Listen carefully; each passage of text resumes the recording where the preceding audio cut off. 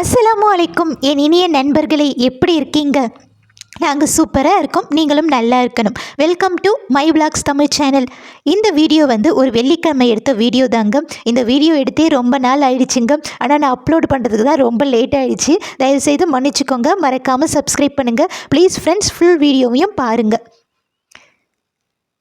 அன்றைக்கி வெள்ளிக்கிழமை தான். லஞ்செல்லாம் முடிச்சுட்டு ஒரு 3:30 மணிக்கு மேலே தான் நாங்கள் கண்ணமங்கலம் போயிருந்தோங்க. ஏன்னா கிராசரிஸ் காய்கறிலாம் வாங்கணும். அதுக்காக அதையெல்லாம் வாங்கி முடிச்சுட்டு அப்படியே எனக்கு பார்த்திங்கன்னா ரஃப்யூஸ்க்காக நைட்டி வாங்கலான்ட்டு ஜவுளிக்கு போயிருந்தோம். அங்கே பார்த்திங்கன்னா நல்ல கலெக்ஷன்ஸ் இருந்ததுங்க. கம்மி ரேட்லேயே நைட்டிலாம் வாங்கி முடிச்சுட்டு அங்கேருந்து அப்படியே பார்த்திங்கன்னா கிளம்பிட்டோம். வர வழியெல்லாம் கொஞ்சம் அதுக்கு முன்னாடி மழை பெஞ்சிருந்தது. நாங்கள் வரும்போது மழை இல்லை. எங்கள் ஊர் பார்த்திங்கன்னா செம்ம அழகாக இருக்குங்க. சுற்றி வயல்வெளி தான். நல்ல தென்னை மரம், வாழை மரம் அது மாதிரி தாங்க இருக்கும். எங்கள் ஊர் சுற்றிலும் பார்த்திங்கன்னா மலை இருக்கும். மலை பார்த்திங்கன்னா இந்த குளிர்காலத்தில் மழை காலத்துலலாம் இந்த மலை பக்கத்துலேயே இருந்தால் நல்லா குளிராக இருக்குங்க. அதே நேரத்தில் வெயில் காலத்தில் செம்ம அனலாக இருக்கும். வேலூர் பக்கம் கேட்கவே தேவையில்லைல்ல வெயில் காலத்தில். அன்றைக்கி ஈவினிங் பார்த்திங்கன்னா செம்ம மழை, காற்று. அதனால பார்த்திங்கன்னா என்னால் வீடியோ கண்டினியூ பண்ண முடியல.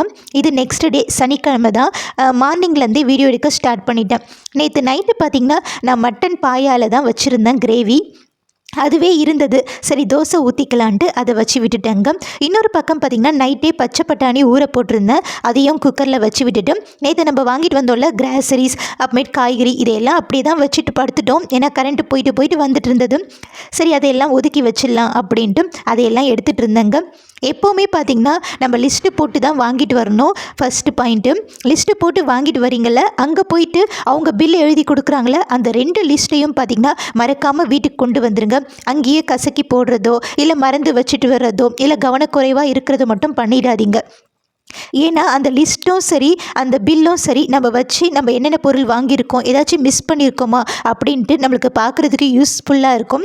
அதுவும் இல்லாமல் அவங்க போட்ட அமௌண்ட்டை இன்னொரு வாட்டி நம்ம வீட்டில் வந்தோ இல்லை அங்கேயே ஒரு வாட்டி நம்ம மொபைலில் போட்டு செக் பண்ணிக்கிறதும் நல்லது.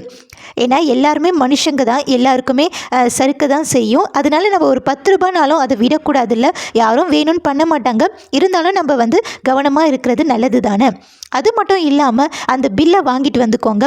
என்னென்ன பொருள் என்னென்ன ரேட்டில் இருக்குது அப்படின்றது நம்மளுக்கு தெரிஞ்சுக்கிறதுக்கும் யூஸ்ஃபுல்லாக இருக்கும். நெக்ஸ்ட் மந்தில் எந்த பொருளை நம்ம அதிகமாக வாங்கலாம், எந்த பொருள் நம்ம வீட்டில் இருக்குது, எந்த பொருள் கம்மியாக இருக்குது அப்படின்றத நம்ம தெரிஞ்சுக்கவும் அது யூஸ்ஃபுல்லாக இருக்குங்க. நான் எப்போவுமே பில்லுலாம் பார்த்திங்கன்னா மிஸ் பண்ணவே மாட்டேன். எவ்வளோ நம்ம வாங்கியிருக்கோம் அப்படின்றத நான் தெரிஞ்சுப்பேங்க. இது தாங்க நாங்கள் வாங்கிட்டு வந்த கிராசரிஸ் அப்புறமேட்டு காய்கறி. நான் காய்கறி வாங்கும்போது எந்த ட்ரிக் யூஸ் பண்ணுவேன் பார்த்திங்கன்னா, ஒரு நல்ல கீரைலாம் கிடைக்கிற சமயமாக இருந்தால் 4 கட்டு கூட கீரை வாங்கிப்பேங்க. ஒரு 4 காய்கறி வாங்கிப்பேன். அப்போ என்ன ஆகும்னா ஒரு வாரத்துக்கு நம்மளுக்கு ஈஸியாக மேனேஜ் ஆகிடும். ஒரு 10 ரூபா சில நேரத்தில் கீரை கட்டாக இருக்கும், இல்லை 15 ரூபா கீரை கட்டாக இருக்குங்க. அப்போல்லாம் பார்த்திங்கன்னா ஒரு 4 கட்டு வாங்கிட்டீங்கன்னு வச்சுக்கோங்களேன், 40 ரூபாயிலேயே முடிஞ்சிடும். இதுவே காய்கறினா சில நேரத்தில் 10 ரூபாய் விற்பாங்க, சில நேரத்தில் 20 ரூபா கூட விற்பாங்க. அந்த நேரத்தில் நம்ம கீரையும் வாங்கிட்டோன்னா நம்மளுக்கு விலை கம்மியாக ஆகிடும். அந்த வாரத்துக்கான காய்கறி செலவு கம்மியாகும். நீங்கள் ஒரேடியாக காய்கறி அதிகமாக வாங்கிட்டீங்க, ஒரு கட்டு தான் கீரை வாங்குறீங்க அப்படின்னா நம்மளுக்கு கொஞ்சம் பட்ஜெட் அதிகமாக இருக்கிற மாதிரி இருக்கும். நீங்கள் வேணாலும் ட்ரை பண்ணி பாருங்கள். ஏன்னா எல்லா காய்கறியும் ஒரே ரேட்டில் இருக்காது. ஒரு காய்கறி 10 ரூபா இருந்தால் ஒரு காய்கறி 30 ரூபா இருக்கும். இந்த காலிஃப்ளவர் இதெல்லாம் பார்த்திங்கன்னா ஒரு டைமில் 50 ரூபா கூட விற்பாங்க. அதனால் நம்ம ஒரு 4 காய்கறி ஒரு வாரத்துக்கு வாங்குகிறோன்னா அடுத்த 4 காய்கறி வேறு ஒரு வாரத்தில் வாங்கலாம். காய்கறியை மாற்றி மாற்றி வாங்கிக்கலாம். ஆனால் கீரையை மட்டும் பார்த்திங்கன்னா 10 ரூபா இருந்தாலும் சரி 15 ரூபா இருந்தாலும் சரி ஒரு 4 கட்டு 3 கட்டு அப்படி வாங்கி வச்சுக்கோங்க. அதனால் நம்மளுக்கு பைசா சேவ் ஆகும். அது மட்டும் இல்லாமல் கீரையை அதிகமாக சேர்த்துக்கிறதும் உடம்புக்கு ரொம்ப ரொம்ப நல்லது. எல்லாத்தையும் ஒதுக்கி வச்சாச்சுங்க. இப்போ நம்ம பச்சை பட்டாணி வெந்துருச்சுல, அதையும் பார்த்திங்கன்னா தாளித்து விட்டு தோசை ஊற்றி ஹஸ்பண்டுக்குமே கொடுத்துட்டேன். நல்லா சாப்பிட்டுட்டோங்க. நானுமே சாப்பிட்டு முடிச்சிட்டேன். கையோடு பார்த்திங்கன்னா சாப்பிட்டு முடிச்சுட்டு கீரை வாங்கிட்டு வந்தோம்ல அதை அப்படியே வச்சுட்டோன்னு வச்சுக்கோங்களேன். ஒரு வேளை அதில் சேறு மண்ணெல்லாம் இருந்ததுன்னா அப்படியே அது உள்ள ஃப்ரிட்ஜில் வச்சாலுமே பார்த்திங்கன்னா அது அழுகிறதுக்கு சான்ஸ் இருக்குது. அதனால் உங்களால் முடிஞ்சால் அன்றைக்கே ஒரு 3 கட்டோ 4 கட்டோ உட்காந்து ஆஞ்சி வச்சுருங்க. அப்படி இல்லைன்னா அட்லீஸ்ட் ஒரு 2 கட்டாவது ஆஞ்சி வச்சுட்டு மறுநாள் ஒரு 2 கட்டு ஆஞ்சி வச்சுடலாம். நான் அப்படி தாங்க பண்ணுவேன். இப்போ மதியம் லஞ்சுக்கு பார்த்திங்கன்னா சிம்பிளாக நான் வந்து இந்த சிவப்பு அவல் இருக்குல்ல, அதில் கிச்சடி தாங்க பண்ண போகிறேன். அதுக்கு சிவப்பு அவலை நல்லா வாஷ் பண்ணிவிட்டு நல்லா கொதிக்கிற தண்ணியில் சிவப்பு அவலை போட்டு ஒரு அரை மணி நேரமாவது ஊற வச்சுடுவோம். இது வந்து கொஞ்சம் தடிமனான அவல்ன்றதால நல்லா ஊறினாதாங்க சாப்பிட்றதுக்கு வெந்து நல்லா இருக்கும் சாப்பிட்றதுக்கு. ஒருவேளை மெலிசான அவல்னால் நீங்கள் வெறும் தண்ணியில் மட்டும் வாஷ் பண்ணி சேர்த்துட்டாலே போதும், நல்லாயிருக்கும். ஒரு பக்கம் பார்த்திங்கன்னா முட்டையை வேக வச்சாச்சு. இப்போ நம்ம வெஜிடபிள்ஸ்லாம் கட் பண்ணிட்டு வரதுக்கும் நம்மளுடைய அவல் வந்து ஊறுறதுக்கும் கரெக்டாக இருந்தது. இப்போ தாளித்து விட்டுக்கலாம். ஒரு பாத்திரம் வச்சு தேங்காய் எண்ணெய் தாங்க எடுத்திருக்கேன். அதில் கடுகு, ஜீரகம், அப்புறம் பார்த்திங்கன்னா இஞ்சி பூண்டு நான் இன்றைக்கி வந்து கட் பண்ணி தான் சேர்த்துருக்கேன். உங்கள்கிட்ட பேஸ்ட்டாக இருந்தால் கூட சேர்த்துக்கோங்க.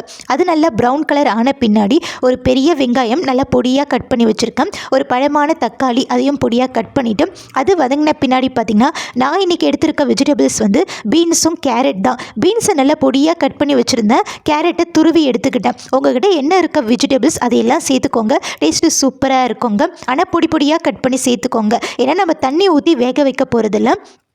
நல்லா பொடியாக இருந்தால் தான் அது சீக்கிரமாக எண்ணெயில் வதங்கும். சாப்பிடும்போது நல்லா க்ரன்ச்சியாகவுமே இருக்கும். நல்லா போட்டு வதக்கி விடுங்க.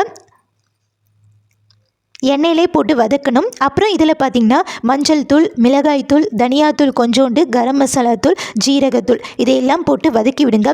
அந்த மசாலா வாசனை எல்லாம் போகணும். அந்த அளவுக்கு சிம்லேயே வச்சு வதக்கி விடுங்க. அப்போ தான் டேஸ்ட்டு சூப்பராக இருக்கும். எதுவுமே உங்களுக்கு வதங்க தாங்க டேஸ்ட்டு நல்லாயிருக்கும். நீங்கள் டக்குன்னு செய்கிற சமையல் எப்போவுமே நல்லாவே இருக்காது. இப்போ கூடவே பார்த்திங்கன்னா நான் உப்பையும் போட்டு நல்லா வதக்கி விட்டுக்கிறேன். இப்போ நம்ம ஊற வச்சோம்ல அந்த அவல் வந்து நல்லா வடிகட்டிக்கலாம். வடிகட்டிட்டு இப்போ வந்து நீங்கள் சேர்த்து நல்லா மிக்ஸ் பண்ணி விடுங்க. மூடி வச்சுடுங்க. நல்லா மிக்ஸ் பண்ணிவிட்டு ஒரு 10 நிமிஷம் சிம்லேயே வச்சு விட்டுடுங்க. அடிக்கடி கிளறி விட்டுட்டே இருங்க, இல்லைன்னா அடி பிடிச்சிடும். இப்போ 10 நிமிஷம் கழித்து கொஞ்சோண்டு கொத்தமல்லி தூவி நம்ம மிக்ஸ் பண்ணி சாப்பிட்டோன்னா சுட இந்த மழை காலத்தில் சூப்பராக இருக்குங்க சாப்பிட்றதுக்கு. வேலையும் பார்த்திங்கன்னா சீக்கிரமாக முடிஞ்சிடும். அதே நேரத்தில் டேஸ்ட்டுமே நல்லா இருந்தது. எங்கள் ஹஸ்பண்டுமே சொன்னாருங்க, அவ்வளோ சீக்கிரம் அவர் எதையுமே பாராட்ட மாட்டார். அன்றைக்கி நல்லா இருக்குன்னு சொன்னார். கண்டிப்பாக ட்ரை பண்ணி பாருங்கள், சூப்பராக இருக்கும். சிவப்பு அவல் உடம்புக்குமே ரொம்ப நல்லது. இதில் நம்ம வெஜிடபிள்ஸ்லாம் கூட சேர்த்துருக்கோம். நான் கூடவே அவிச்ச முட்டையும் வச்சு சாப்பிட்டோங்க. சூப்பராக இருந்தது. நல்ல லஞ்சு, ஹெல்த்தியான லஞ்சுங்க. அன்றைக்கி பார்த்திங்கன்னா லஞ்சு சாப்பிடும்போது கரண்ட்டு போயிடுச்சு. நாங்களும் வரும்ன்ட்டு வெயிட் பண்ணோம். ஆனால் வந்த பாடில்ல. சரின்ட்டு சுட உட்காந்து சாப்பிட்டாச்சு. சாப்பிட்டு முடிச்சுட்டு பார்த்திங்கன்னா நாங்கள் வாங்கிட்டு வந்தோம்ல நேற்று, அந்த பொருள் எல்லாம் உங்கள்கிட்ட காமிக்கலான்ட்டு அது தாங்க எடுத்து வச்சுருந்தேன். இது ஒரு பிஸ்தா க்ரீனில் ஹஸ்பண்டுக்கு டிஷர்ட் வாங்கியிருந்தேன். 299. நல்லா சாஃப்டாக இருந்ததுங்க. கிளாத்து சூப்பராக இருந்தது. அப்புறம் எனக்கு நைட்டி 2 வாங்கியிருந்தேங்க. ஒன்று டார்க் ப்ளூ கலரில், இன்னொன்று வந்து மஸ்டர்ட் எல்லோ கலரில். எக்ஸல் சைஸ் தான். ஒன்று 194ங்க. அதுலேயும் டிஸ்கவுண்ட் போயிட்டு பார்த்திங்கன்னா 269 வந்திருந்தது எங்களுக்கு. நான் எப்படி சூஸ் பண்ணேன் அப்படின்னு பார்த்திங்கன்னா, நம்ம ரஃப்யூஸ்க்கு வீட்டில் போடுறது தானே, அது கண்டிப்பாக டார்க் கலர்ஸில் இருந்தால் தான் அவ்வளோக்கு அழுக்கு தெரியாது. அதனால் டார்க் கலர்ஸாக தான் போயிட்டேன். இந்த மஸ்டர்ட் எல்லோ உங்களுக்கு இந்த மொபைலில் பார்க்குறதுக்கு, வீடியோவில் பார்க்குறதுக்கு டல்லாக தெரியுது. ஆனால் செம்ம கலருங்க, சூப்பராக இருந்தது. நேரில் பாருங்கள். 194 தான். இதுலேயுமே ஆஃபர் போயிட்டு கம்மியாக தான் ப்ரைஸ் வந்திருந்தது. இந்த ஸ்கர்ட்டு தான் எனக்கு விலை அதிகமாக இருந்தது, 170 சம்திங். அதனால் நான் ஒன்று தான் வாங்கிட்டு வந்துட்டேன். இது தாங்க நாங்கள் நேற்று வாங்கின பொருள். இது வந்து பார்த்திங்கன்னா 800 பக்கம் பில்லு வந்துடுச்சு. ஈவினிங் பார்த்திங்கன்னா டீ போட்டு கொடுக்காம ஹஸ்பண்டுக்கு வந்து முருங்கைக்கீரை டீ போட்டுட்டேன். ஏன்னா உடம்புக்கும் நல்லா கேட்கும், இந்த சுட சாப்பிட்றதுக்கும் கிளைமேட்டுக்கு நல்லா இருக்கும் அப்படின்ட்டு முருங்கைக்கீரையில் டீ போட்டுட்டு கூடவே வந்து நேற்று மரவள்ளிக்கிழங்கு வாங்கிட்டு வந்திருந்தோம். அதையும் வேக வச்சு சாப்பிட்டாச்சு. பார்த்திங்கன்னா முன்னாடி தண்ணி வருதில்ல, நான் ஏற்கனவே சொன்னல எங்கள் ஊர் சுற்றியும் மலை இருக்குன்ட்டு. அந்த மலையிலேருந்து வர தண்ணி தாங்க இது. மடுவை ஓப்பன் பண்ணி விட்டுருக்காங்க. ஆனால் இந்த தண்ணி நிற்காது, வடிஞ்சு போயிடும் காவாயில். ஃபஸ்ட்டுன்றதால ஸ்ட்ரக் ஆகிடுச்சு. இந்த வீடியோ அவ்வளோதாங்க. உங்களுக்கு கண்டிப்பாக பிடிச்சிருக்கும்னு நினைக்கிறேன். கண்டிப்பாக பிடிச்சிருந்தா மறக்காமல் சப்ஸ்கிரைப் பண்ணுங்கள். என்னுடைய வீடியோவுக்கு ஒரு லைக்கையும் போடுங்க. அப்போ தான் கொஞ்சம் எனக்கு மோட்டிவேஷ்னலாக இருக்கும். பாருங்கள் எவ்வளோ அழகாக இருக்குன்ட்டு. அந்த தண்ணி வந்துட்டுருக்குது. ஒரு அரை மணி நேரம் பக்கம் இருந்துச்சுங்க அது தண்ணி. ஆனால் நிற்கலை, அது போயிட்டே தான் இருக்குது. ஆனால் நம்மளுக்கு நிற்கிற மாதிரி தெரியுதுங்க. ஏன்னா மலையிலேருந்து சுற்றிலும் தண்ணி வந்துகிட்டே இருக்குல்ல, அந்த தண்ணி வந்து வாய்க்காலில் போகிறதுக்கு கொஞ்சம் நேரம் எடுக்கும். அது வரைக்கும் இது வந்து வயல்வெளி தான் ஒருத்தவங்களுடையது. அந்த வயலில் பார்த்திங்கன்னா தண்ணி வந்துட்டுருக்கு. அங்கே பாருங்கள் மடு ஓப்பன் பண்ணியிருக்காங்க, தண்ணி வந்துட்டுருக்கு. பாருங்கள் எப்படி அழகாக இருக்குல்ல. மழை காலத்தில் பார்க்குறதுக்கு அவ்வளோ அழகாக இருக்குங்க. அப்போ தான் தெரியுது இந்த இயற்கையோட அழகு. ஆனால் நம்ம தான் கொஞ்சம் கொஞ்சமாக அதை டேமேஜ் பண்ணிகிட்ருக்கோன்னு நினைக்கிறேன். ஓகே ஃப்ரெண்ட்ஸ், இந்த வீடியோ உங்களுக்கு பிடிச்சிருந்தா மறக்காமல் சப்ஸ்கிரைப் பண்ணுங்கள். பாய்.